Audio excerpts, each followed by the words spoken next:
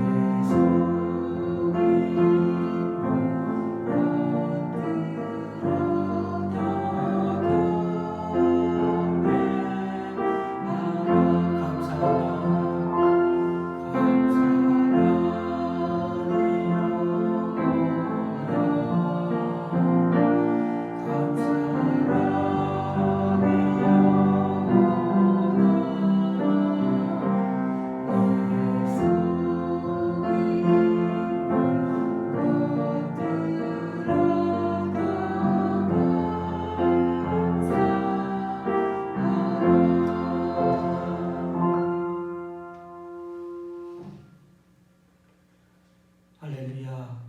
여호와의 이름을 찬송하라. 여호와의 종들아 찬송하라. 여호와의 집 우리 여호와의 성전 곧 우리 하나님의 성전들에 서 있는 너희여 여호와를 찬송하라. 여호와는 선하시며 그의 이름이 아름다우니 그의 이름을 찬양하라. 여호와께서 자기를 위하여 야곱 곧 이스라엘을 자기의 특별한 소유로 택하셨음이로다. 아멘. 다 같이 사도신경으로 주님께 신앙 고백을 올려드리겠습니다. 전능하사 천지를 만드신 하나님 아버지를 내가 믿사오며 그 외아들 우리 주 예수 그리스도를 믿사오니 이는 성령으로 잉태하사 동정녀 마리아에게 나시고 본디오 빌라도에게 고난을 받으사 십자가에 못 박혀 죽으시고 장사한 지 사흘 만에 죽은 자 가운데서 다시 살아나시며 하늘에 오르사 전능하신 하나님 우편한 자 계시다가 저리로서 산 자와 죽은 자를 심판하러 오시리라. 성령을 믿사오며 거룩한 공예와 성도가 서로 교통하는 것과 죄를 사하여 주시는 것과 몸이 다시 사는 것과 영원히 사는 것을 믿사옵나이다. 아멘. 찬양 6장 찬송 6장 찬양 드리겠습니다.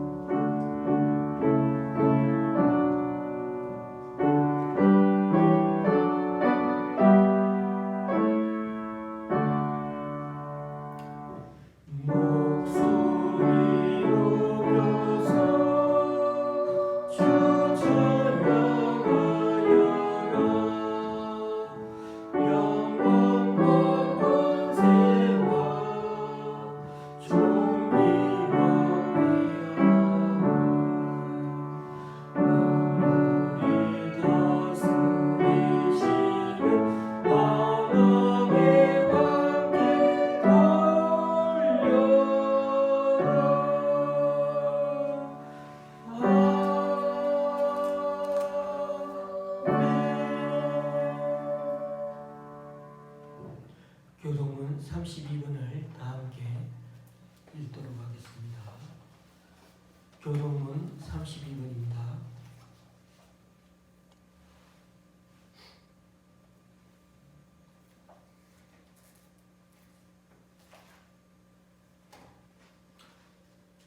여호와여 내가 주께 피하오니 내가 영원히 수치를 당하게 하지 마소서. 주의 의로 나를 건지시며 나를 풀어주시며 주의 귀를 내게 기울이사 나를 구원하소서. 주는 내가 항상 피하여 숨을 바위가 되소서. 주께서 나를 구원하라 명령하셨으니 이는 주께서 나의 반석이시오 나의 요새이심이니라. 나의 하나님이여 나를 악인의 손 곧 불의한 자와 흉악한 자의 장중에서 피하게 하소서. 주 여호와여 주는 나의 소망이시오. 내가 어릴 때부터 신뢰한 이시라. 내가 모태에서부터 주를 의지하였으며 나의 어머니의 배에서부터 주께서 나를 택하셨사오니 나는 항상 주를 찬송하리이다. 아멘. 찬송가 589장입니다.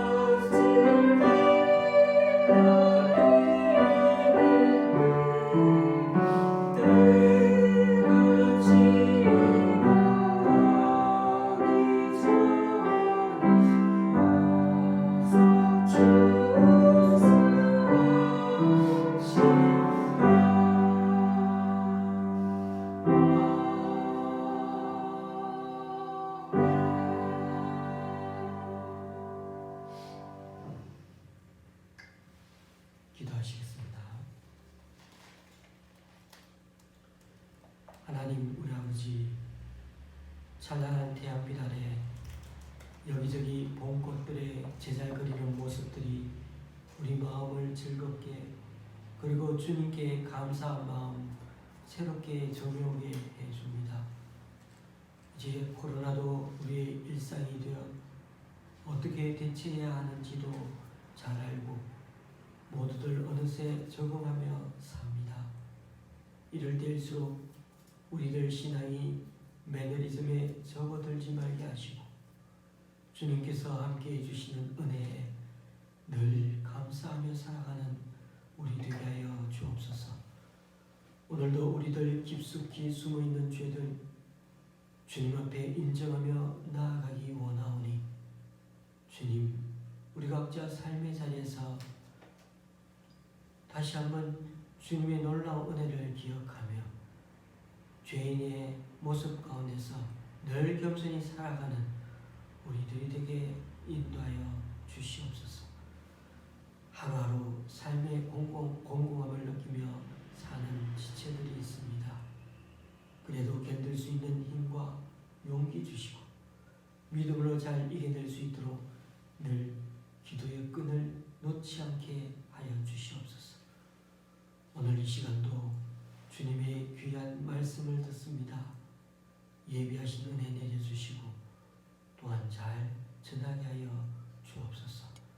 예수님의 이름으로 기도드립니다. 아멘.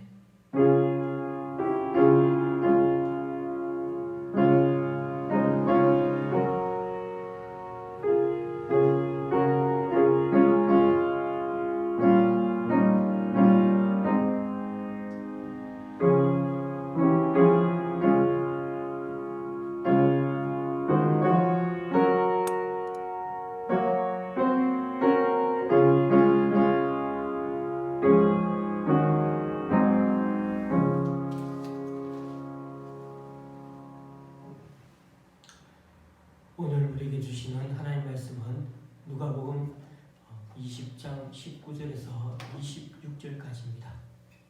누가복음 20장 19절에서 26절까지입니다. 제가 가지고 있는 신약 성경은 130쪽입니다.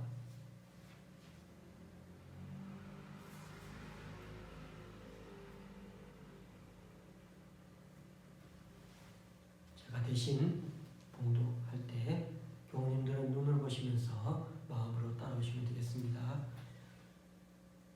서기관들과 대제사장들이 예수의 이 비유는 자기들을 가리켜 말씀하신 줄 알고 즉시 잡고자 하되 백성을 두려워하더라.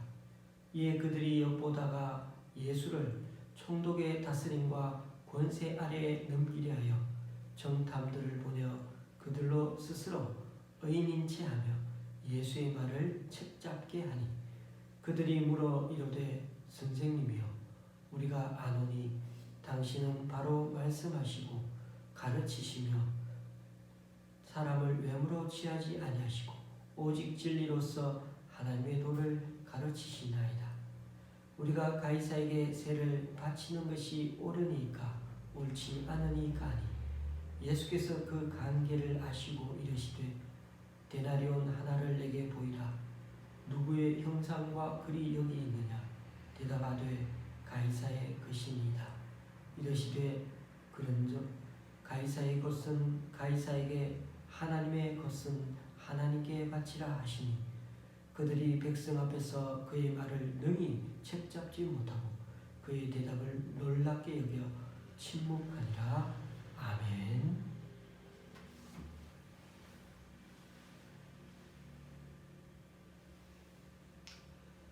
최근에 오랜만에 만난 우리 제 친구 목사님과 모리타니안이라는 영화를 봤습니다.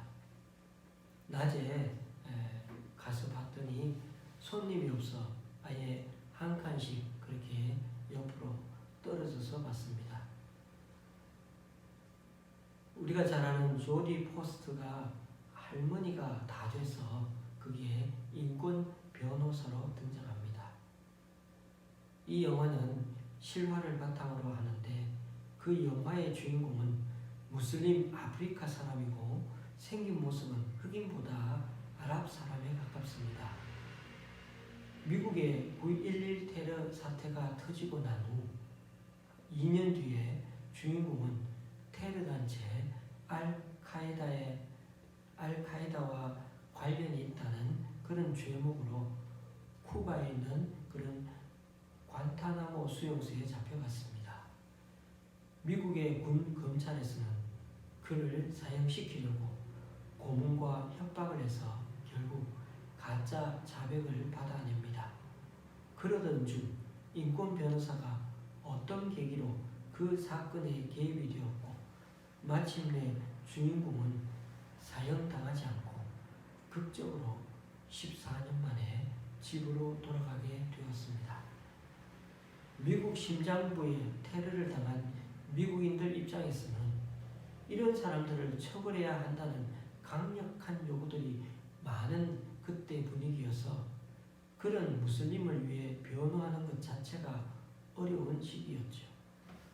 거기다 모든 자료들이 국가 기밀이어서 인권 변호사가 자료에 접근조차 할 수 없었기에 처음부터 이 재판은 테러 용의자가 질 수밖에 없었지만은 그렇지요. 영화나 드라마를 보면 꼭 반전이 있습니다. 주인공이 코너로 몰리다가도 예상치 못한 일이 발생하면서 다시 희망이 생기고 살아나게 되는 것입니다. 제가 말씀드리고자 하는 것은 오늘 본문에서도 그런 반전의 장면이 나온다는 것입니다. 오늘 말씀을 좀 더 설명하기 위해 누가복음 전체를 간략하게 다시 설명드립니다. 누가복음은 4단락으로 나눌 수 있다고 말씀드렸죠. 첫째로 예수님 사역을 준비하시고, 둘째 단락은 갈릴리 지역에서 사역하시고, 셋째로는 예루살렘으로 오시는 길에 제자들을 가르치시는 말씀들이 나옵니다. 그리고 마지막 4번째 단락이 19장 28절에서 시작됩니다. 예수께서 이 말씀을 하시고 예루살렘을 향하여 앞서서 가시더라. 예수님은 드디어 예루살렘 성에 들어가시고 군중은 거기서 환영하고, 그러나 예수님은 거기서 성을 향해 우셨지요. 성전 마당에 다시금 들어서니 예수님 보시기에 개판 5분 전이었습니다. 그래서 거기서 장사치들을 내쫓으면서 난리를 쳤더니 대제사장들, 서기관들, 지도자들이 한데 모여 어떻게 하면 예수님을 죽일까 음모를 꾸미기 시작했습니다. 자, 여러분, 그런 가운데 등장하기 시작한 사건들이 바로 오늘 20장부터 계속 연이어 등장합니다. 우리는 19절부터 보고 있지만 1절부터 그렇게 시작됩니다. 그러니까 지금부터 일어나는 일들은 다 예수님의 적들이 파놓은 함정이라고 보시면 됩니다. 그런데요, 그러거나 말거나 19장 47절에 보니 예수께서는 날마다 성전에서 말씀을 가르치고 있네요. 그들이 예수님을 제거할 작전을 짜고 있는데도 예수님은 여전히 하나님 나라 일을 제일 우선으로 생각하십니다. 그런 점에서 예수님의 평정심은 참 대단하신 것 같습니다. 좀처럼 흔들리지 않으십니다.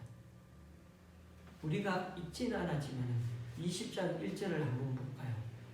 하루는 예수께서 성전에서 백성을 가르치시며 복음을 전하실세 대제사장들과 서기관들이 장로들과 함께 가까이 와서, 이제 점점 예수님의 적들이 어떻게 가까이 오고 다가오고 있습니다. 전쟁으로 치면 연합군이 쳐들어온 겁니다. 대제사장, 바리새인과 서기관들, 그리고 장로들과 지도자들이 한패가 되었습니다. 2절에 보니까 성전 관리자들이야말로 자기들인데 왜 당신이 여기 와서 막 행패를 부리는 거냐고 말하고 있습니다. 무슨 권위로 여기서 이런 일을 하고 있느냐는 겁니다. 그래서 예수님은 약간 우회해서 그들이 대답하기 곤란한 질문을 던져서 위기를 모면합니다. 바로 이때가 첫 번째 충돌입니다. 그런데 예수님도 가만히 있지를 않습니다. 이 정도 되면 몸을 좀 사려야죠. 이렇게 그들이 한꺼번에 와서 밀어붙이면 조금 움츠러들 법도 한데 오히려 예수님은 그들의 화를 돋우는 것처럼 포도원 주인과 농부의 비유를 들어 말씀하십니다. 주인이 3번이나 종을 농부들에게 보내었는데 그때마다 쫓아내버리고 심지어 아들까지 보내었는데 그 아들을 죽였다고 비유를 들었습니다. 그랬더니 오늘 말씀 19절 시작이 어떻습니까? 서기관들과 대제사장들이 예수의 이 비유는 자기들을 가리켜 말씀하심인 줄을 알고 즉시 잡고자 하되 백성을 두려워하더라. 예수님은 말씀을 가르치는 가운데 여전히 이들의 심기를 건드리고 이들은 예수님을 갖은 방법을 사용해 제거하려고 합니다. 그러니 지금 성전 주변은 긴장감이 최고도로 그렇게 흐르고 있는 상태라고 할 수 있습니다. 그래서 그들은 두 번째로 교활한 방법을 사용합니다. 첫 번째는 대놓고 그렇게 직접적으로 말했지만 이번에는 함정 질문으로 덫을 놓는 것입니다. 거기에 예수님이 걸려들도록 하려고 합니다. 20절 이에 그들이 엿보다가 예수를 총독의 다스림과 권세 아래에 넘기려 하여 정탐들을 보내 그들로 스스로 의인인 채 하며 예수의 말을 책잡게 하니 예수를 총독의 다스림과 권세 아래에 넘기려고 한답니다. 그러니까 이들은 예수님이 가르치는 사상이 총독에게 해가 된다고 위험한 인물이라고 그렇게 느껴지도록 고발하고 고소할 거리를 찾고 있었던 것입니다. 그래서 그들은 선량하고 경건한 유대인처럼 보이는 사람들을 예수님께 접근시켜서 처음에는 예수님에게 정말 진지하고 또 선량한 모습으로 그렇게 예수님이 다가가고 있었습니다. 당시 많은 사람들이 아주 난감해했던 질문을 그리고는 슬쩍 던집니다. 그 문제가 바로 세금 문제였습니다. 22절 우리가 가이사에게 세를 바치는 것이 옳으니까 옳지 않으니까. 요즘 우리나라도 부동산과 관련한 세금이 정말 장난이 아니죠. 이때도 마찬가지입니다. 이스라엘이 식민지 상태에 있어서 로마 황제에게 세금을 바쳐야 하는 상황입니다. 만약 예수님이 세금을 내야 한다고 하면 무거운 세금에 허덕이는 백성들에게 큰 원성을 살 수가 있겠죠. 하지만 세금 내는 게 옳지 않다고 황제에게 세금을 내는 게 옳지 않다고 말하면 오히려 큰 화를 당할 게 뻔하죠. 사실 이런 난처한 질문은 당시 누가 대답하려고 해도 힘든 질문입니다. 그래도 이들은 예수님이 황제에게 바치는 것이 옳지 않다 이렇게 대답해 주기를 더 기대하고 있었을 것입니다. 이렇게만 되면 그를 황제의 적으로 총독에게 넘길 수가 있고 로마법으로 다스릴 수가 있습니다. 그러면 손도 대지 않고 코를 푸는 격이 되니 아주 좋은 묘안이라 생각했을 것입니다.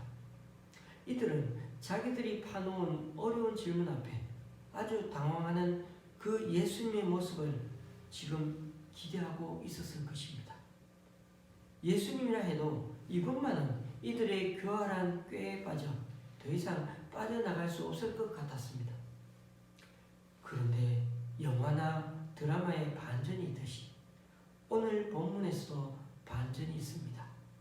예수님은 이들의 관계를 이미 아시고 데나리온 동전을 한 개 보여달라 하십니다. 그 말은 예수님에게는 동전이 없다는 뜻이 됩니다. 이럴 때는 동전을 꺼내는 사람이 불리해지죠.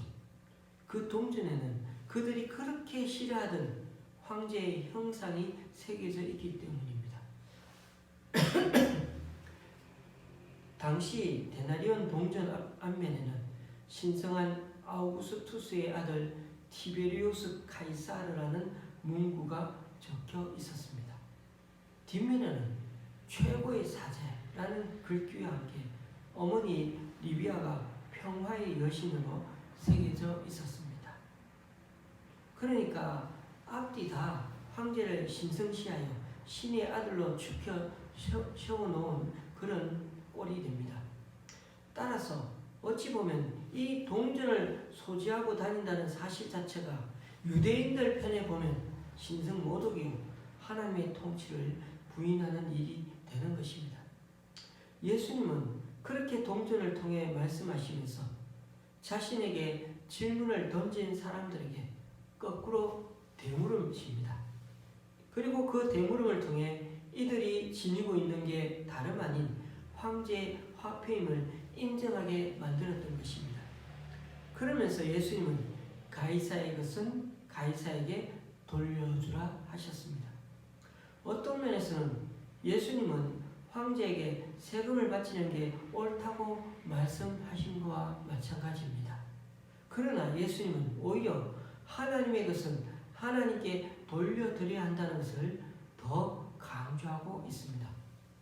여러분, 예수님은 바로 앞장에서 성전 앞마당에 널려있는 장사치들을 다 뒤엎으신 적이 있습니다. 4년 전에 제가 이와 관련해 당시 성전에서 상업행위가 얼마나 극심했는지를 자세하게 얘기한 적이 있었습니다. 이 이야기를 하려면 당시 헤롯 대왕에서부터 말씀드려야 합니다. 당시 이스라엘을 다스리는 헤롯 가문은 엄밀히 말해 유대 사람이 아닙니다. 그런데도 그는 분봉왕이 되었고 유대 땅을 다스리는 권력을 누리고 있습니다. 그가 장기적으로 계속해서 유대 땅을 장악하고 다스리기 위해서는 이 예루살렘을 중심도시로 변화시켜야 했습니다. 그리고 백성들의 마음도 얻어야 되고요. 그래서 헤롯은 예루살렘에다가 유대인들의 신앙 중심인 바로 이 성전을 새롭게 지었습니다. 성전을 아주 잘 지어 놓으니까 진짜 전국에서 많이들 성전으로 다들 찾아왔습니다. 심지어 로마 제국 전역에서 명절이 되면 예루살렘이 막 터져 나갔습니다. 어쨌든 유대인들의 나라 이런 마음을 잘 지은 성전을 통해서 이렇게 신앙 중심을 잡아준 것은 참 잘한 일입니다. 그런데 문제는 많은 유대인들이 전 세계에서 모여들기 시작하자 헤롯과 대제사장 집안에서 성전세를 거둬들이기 시작했습니다. 안 그렇습니까? 성전 짓는데 들었던 돈이 얼마이겠습니까? 그만큼 또 챙겨야죠. 당시 성전세는 두당 1인당 반세겔인데 20세 이상 유대인 남자라면 누구나 이 세금을 내야 했습니다. 그 당시에는 반세겔 동전도 있고 또 한세겔 동전도 존재했습니다. 헤롯 왕은 성전을 찾아오는 순례자들에게 얼마나 지독하게 세금을 챙겼나 하면 한 사람이 반세겔 동전을 내면 그러면은 세금이 성전세를 내는 게 되는데도 거기에다가 8%의 부과금을 더 얹어 받았습니다. 마치 오늘날 우리가 부가세 10% 내는 것처럼. 그러니까 반세겔 동전으로는 부가세까지 내야 되니까 한 사람분의 성전세로는 이 반세겔이 모자라게 되는 것입니다. 참 아주 웃길 정도로 세금 내는 방법을 더 많이 내는 방법을 구안해냈죠. 그러면서 아량을 베풀어 준다면서 반세겔 동전 말고 한 세겔 은화 동전을 세금으로 내면 두 사람의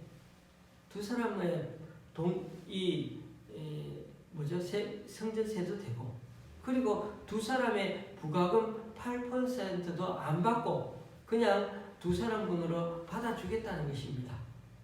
이 말은 어떻게 하든 간에 반세겔 동전은 사용 못하게 하고 성전세 낼 때는 두 사람이 합쳐서 그렇게 한 세겔 동전을 사용하도록 만들었던 것입니다. 여기에 헤롯이 노리는 것이 있습니다. 한 세겔 동전은 반 세겔 동전에 비해 딱 2배의 가치가 있는 게 아니었거든요. 한 세겔 동전은 당시 사용되던 다른 어떤 은동전보다 훨씬 순도가 높은 은화였습니다. 그러니까 성전세로 두 사람이 한 세겔을 내도록 하면 순도가 높은 은화만을 다 모을 수가 있으니까 그만큼 이익이 더 많이 남게 된다는 것입니다. 그래서 예수님조차도 성전세를 거두러 다니는 사람들이 예수님을 찾아오자 예수님은 베드로에게 저 호수에 가서 낚시를 하면 고기를 잡게 될 텐데 그 물고기 입에서 한 세겔을 꺼내서 예수님과 베드로 두 사람분의 성전세로 내고 오라고 했습니다. 예수님도 한 세겔로 두 사람 성전세를 내신 거죠. 정말 치사할 정도로 경제 개념이 철저한 자들이 바로 헤롯과 성전 귀족들, 대제사장들이었습니다. 그러니까 로마 제국만 나쁜 게 아니었습니다. 고위직 특권자들이야말로 어떻게든 백성들의 고열을 빨아먹고 사는 자들이었던 것입니다. 성전세만 보십시오. 돈 있는 사람들에게는 이게 별 차이가 아니지만 서민 모두의 돈을 모으면 그 단위는 어마어마해집니다. 권력자들이 민생을 진심으로 걱정한다면 정부 정책을 시행할 때 이 작은 단위 자체가 얼마나 커다란 결과를 초래할 수 있는지를 늘 유념해야 합니다. 1981년 이후로 TV 수신료가 우리나라는 2,500원이었죠.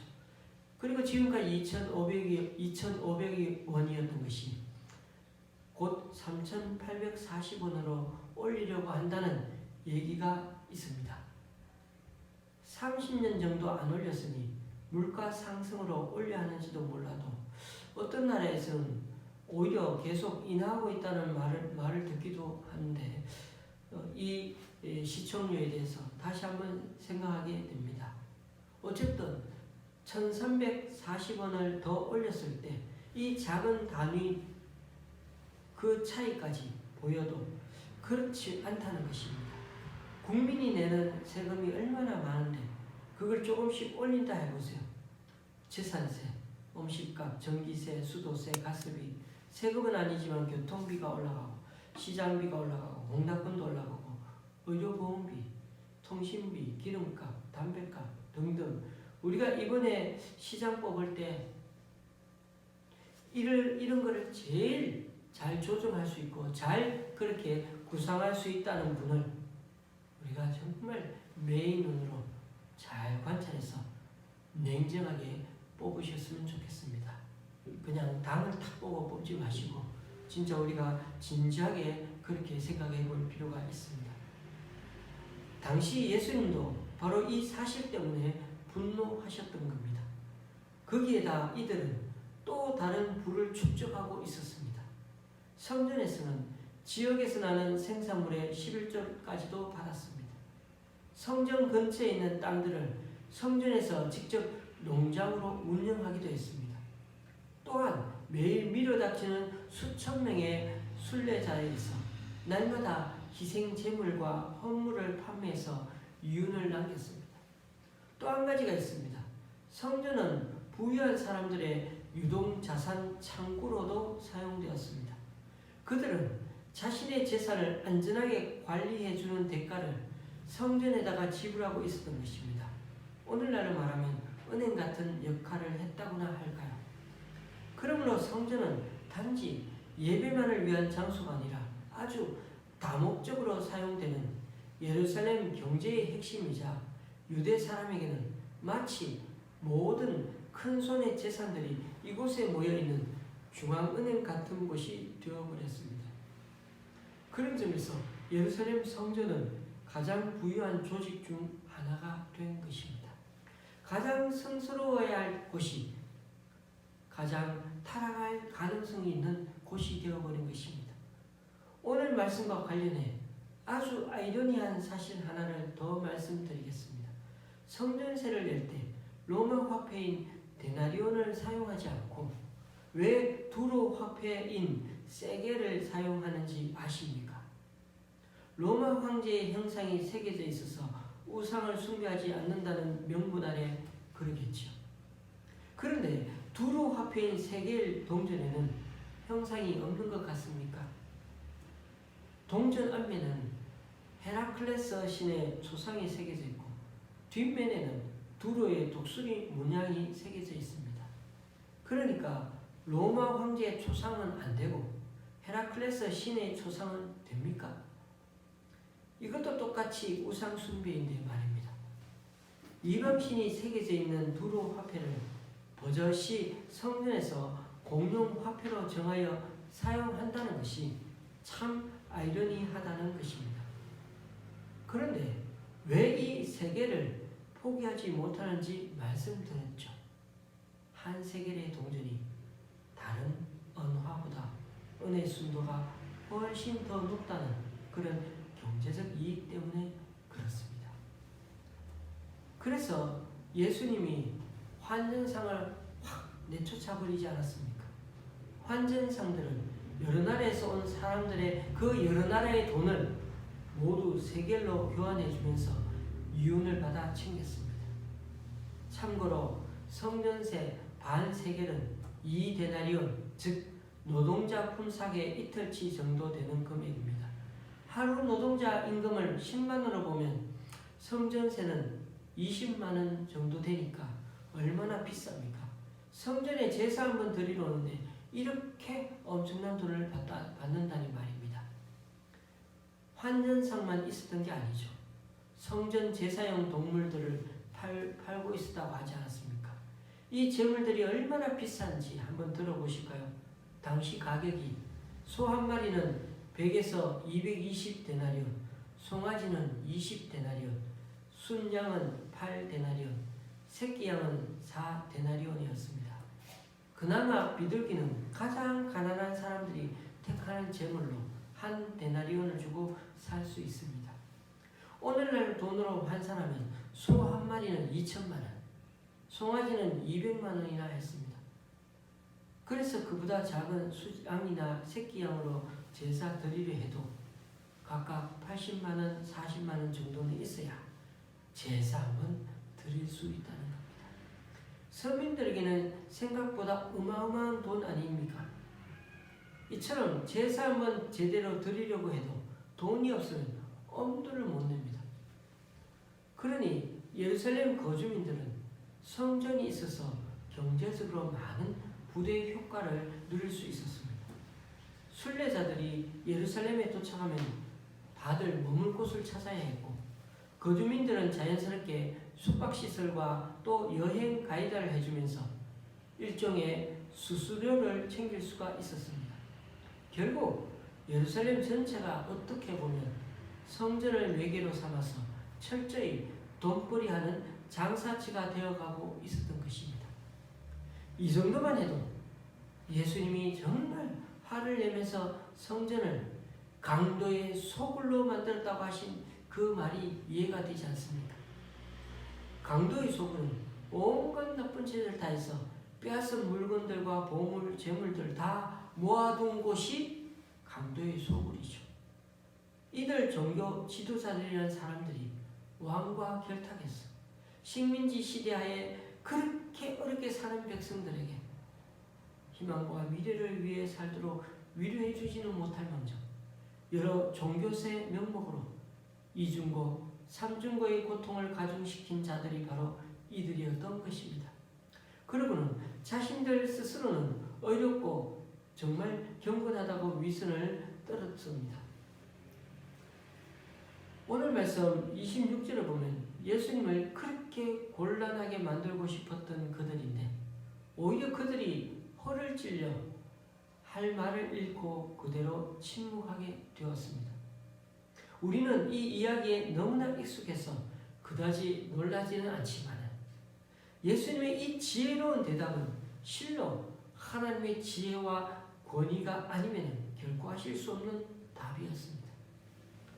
누가복음 16장 14절에서 예수님은 바리새인들을 가리켜 돈을 좋아하는 자라 하셨는데 그들이 좋아하는 돈이 바로 가이사의 것이었습니다. 결국 겉으로는 경건한 척하고 있었지만 사실은 하나님의 것보다 가이사의 것에 마음이 쏠려있고 하나님보다 세상을 더 사랑하고 있었다는 사실을 자신들의 그 내면적인 욕망까지 예수님에게 다 들킨 것처럼 되어버려서 그들의 말문도에 꽉 막히게 된 것입니다. 하나님의 것은 하나님께, 그 말은 하나님의 것은 하나님께 드려라 이지요. 아주 짧은 문장이지만 예수님은 이 말씀을 통해 동시대의 신앙인들을 책망하신 게 됩니다. 그들이 살아계신 참 하나님을 예배하고 세상 앞에서 그분의 백성으로 살아가는데 실패했기 때문입니다. 그런 점에서 오늘 사는 우리들 또한 이 말씀을 통해 가이사와 하나님 가운데 누가 더 위대한 분인지를 분명히 인식하게 만드십니다. 가이사에게 돌려야 할 무언가가 있다면 우리가 하나님께 바치고 돌려드릴 것은 우리의 생명을 포함한 모든 것입니다. 그러니 사실상 가이사 황제의 것 중에도 하나님의 것이 아닌 것은 단 하나도 없습니다. 그렇습니다. 궁극적으로 이 땅의 모든 재화는, 재물은, 또 사람은 창조주 하나님의 창조 세계에서 시작되었기에 하나님의 소유입니다. 지금 우리가 사는 사회와 문명, 그 위에 정말 눈부시게 이루는 이런 놀라운 것들이, 그리고 지금도 이루어지는 경제활동이 다 인간들에 의해 차츰 이루어진 결과물처럼 보이지만, 그러나 하나님께서 인간인 우리를 여기에 존재하게 하셨다는 그 사실을 결코 잊지 말아야 합니다. 가이사의 형상이 새겨진 그 데나리온 동전이라고 할지라도 궁극적인 소유주는 그 데나리온도 하나님의 소유입니다. 그러므로 오늘 말씀은 누구에게 세금을 납부해야 하나 하는 게 중요한 논점이 아니라 나는 누구이며 나는 누구의 통치를 받고 있는가를 물어보는 것이 더 중요한 질문입니다. 우리가 예수님의 답변을 곰곰이 생각해보면 내가 세상에서 어떤 존재로 살아가야 하는지가 떠오르게 됩니다. 그런데 예수님의 답변은요, 예스도 노도 아니었습니다. 가이사에 대한 납세 여부는 당시 유대 나라가 가이사의 소유냐 아니냐에 달려있는 문제가 아니었습니다. 이처럼 사람들은 다들 소유에 관심을 집중하고 있지만 주님은 인간 본질에 관해서 존재의 중요성에 대해 더 말씀하고 있음을 우리는 알아야 할 것입니다. 그러니까 내가 어떤 존재인지를 여기서 다시금 깨닫게 된다면 하나님께서 원하시는 존재로 우리는 살아가라는 그 메시지 또한 우리는 이 말씀 속에서 들을 수 있다는 것입니다. 물론 우리는 소유를 중요하게 생각하는 세상에서 살고 있습니다. 소유를 중요하게 생각하는 세상에서는 이런 세금 납세에 대해 더 민감하게 반응하지만 납세의 이유와 목적에는 별로 관심을 갖지 않습니다. 그러나 우리는 그렇지 않습니다. 자신의 존재 이유를 제대로 알 때 하나님 자녀라는 정체성을 잃지 않게 되는 것입니다. 내가 어떤 존재임을 제대로 알고 있다면 내가 소유하고 있는 것들의 크고 작음은 그렇게 문제가 되지 않습니다. 이번 15명 서울시장 후보 중에 예전에 대통령 후보로 2번씩이나 나온 적이 있는 분도 있더군요. 그런데 그분의 재산 신고액이 72억 원이 넘더군요. 저에게는 참 어마어마한 액수인데 우리가 아는 대로 그분의 선거 공약들이 늘 좀 허풍이 많지 않습니까? 장난으로 대통령 후보나 시장 후보로 나오는 것도 아닌데 얼마나 돈이 있길래 이게 가능한가 싶어지면서 좀 자괴감이 들기도 하더군요. 그런데 신앙의 눈으로 보십시오. 신앙의 눈으로 우리 인생을 바라보면 하나님께서는 내가 소유하고 있는 것들을 중요하게 여기시는 것이 아니라 72억을 가지고 있다고 와 대단하다 라고 사람이 달라 보이는 게 아니라 내가 어떤 존재로 살아가는지를 중요하게 여기시는 하나님이십니다. 사실 세상의 모든 것이 우리 하나님 아버지의 소유인데 내가 하나님 아버지의 자녀라면 제 소유의 많고 적음이 사실 무슨 문제가 되겠습니까?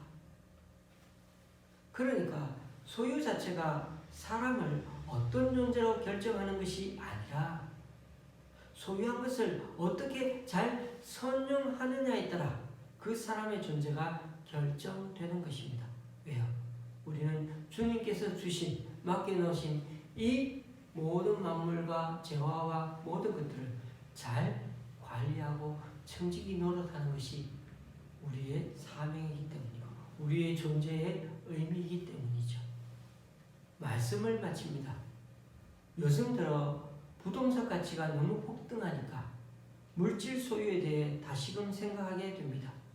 조금 오르는 것도 아니고 두세 배씩 오르니 LH 같은 회사에 있는 사람들이 받는 유혹도 장난이 아니겠구나 하는 생각이 듭니다.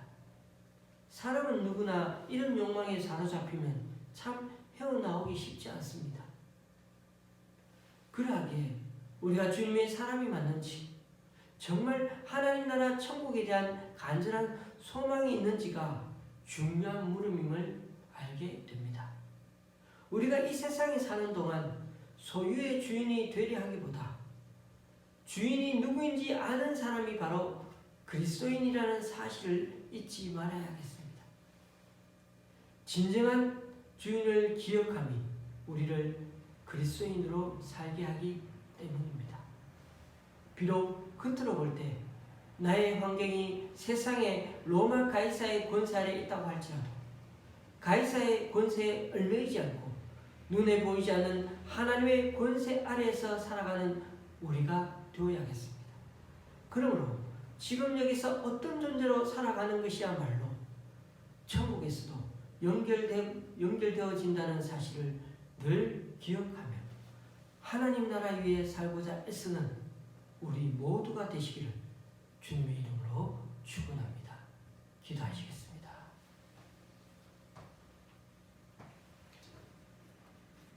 예수님은 죽을 날을 받아서 인생의 마지막 한 주간을 보내시면서도 날마다 성전을 찾아 말씀을 전하고 또 전하시면서 그 평정심을 유지하고 계십니다. 원수들을 눈앞에 보면서 좀처럼 흔들리지 않으시는 우리 주님. 가이사의 것은 가이사에게, 하나님의 것은 하나님께. 오늘 이 말씀을 통해 우리들이 어디서 온 존재인지를 잊지 않기를 원합니다. 주님께서 이 땅에 내가 누구이며 왜 와 있는지를 알기에, 그 삶의 존재의 이유를 알기에 평정심을 잃지 않으신 것처럼 내가 누구이며 누구의 통치를 받는지를 잊어버리면 신앙을 팔아서 새 성전 지어놓고 성전세나 여러 명목의 종교적인 명분으로 돈벌이하는 모습으로 타락하는 것을 오늘 말씀을 통해 다시금 확인하게 됩니다. 그러므로 겉으로는 경건한 척하고 있었지만 사실은 하나님의 것보다 가이사의 것에, 세상 것에 마음이 쏠려있고 하나님보다 세상을 더 사랑하고 있었던 저들의 내면적인 욕망까지 들여다보면서 우리 또한 이렇게 될까 늘 신앙의 긴장감을 갖고 우리 자신의 내면을 말씀으로 검증받는 우리 모두가 되게 하여 주시옵소서. 그렇습니다. 주님, 창조주 하나님 앞에 하나님의 것이 아닌 것이 없습니다. 가이사의 것도 하나님의 것이며 지금 이 시대 문명 사회가 이뤄놓은 것들조차도 주님의 소유가 아닌 게 없음을 고백합니다.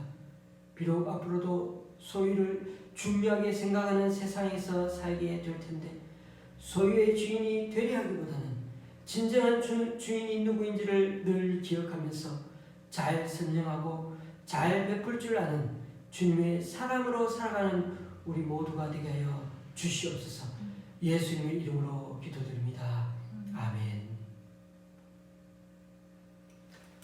찬송가 313장입니다.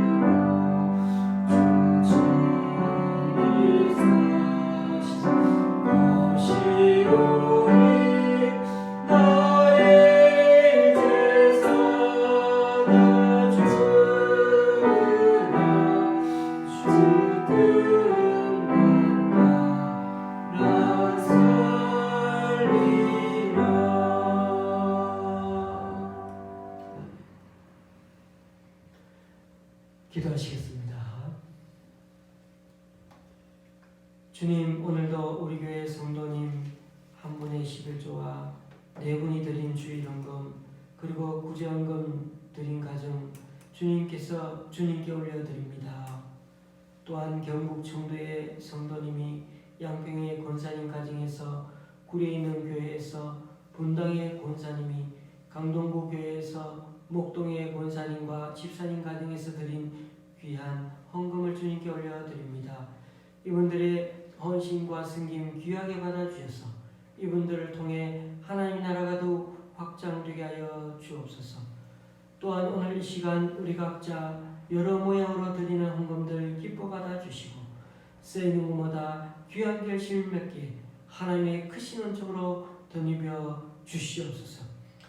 주님, 오늘도 우리는 다들 소유에 관심을 집중하고 사는 이 세상에 살지만은 그럼에도 오늘도 주님의 말씀을 통하여서 인간의 존재의 중요성에 대해 내가 어디에 있는지, 내가 무엇을 하며 사는지, 또한 내가 누구를 위해 사는지, 또한 무엇보다도 어떤 목적으로 살아가는지를 늘 유념하며 살 때 그것을 통하여서 우리의 삶이 늘 하나님 나라를 위해 살아가는 존재임을 깨닫고 이 땅의 소유의 주인이 되기보다는 이 소유의 물질을 잘 선용하고 잘 베풀고 잘 주님 뜻대로 사용함으로 이 모든 삶의 존재의 모든 것들이 천국에까지 연결되어서 천국의 하나님 나라를 위해 살아갈 때 그 놀라운 복이 우리 모두의 이 생에도 내세에도 임하는 그런 큰 복을 누리는 우리들 모두가 되게 하여 주시옵소서. 예수님의 이름으로 봉헌 기도드립니다. 아멘.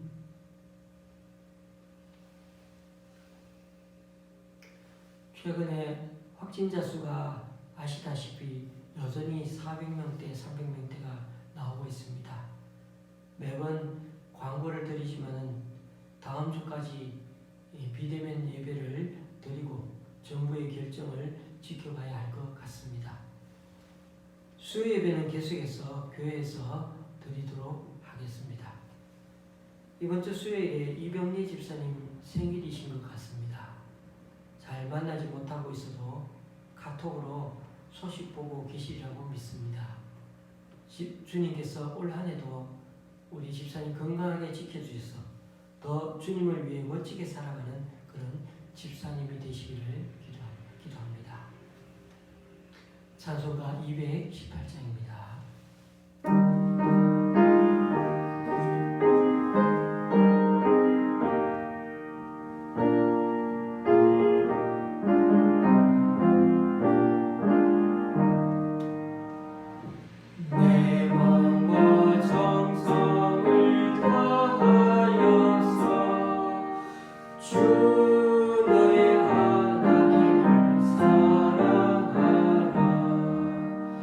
내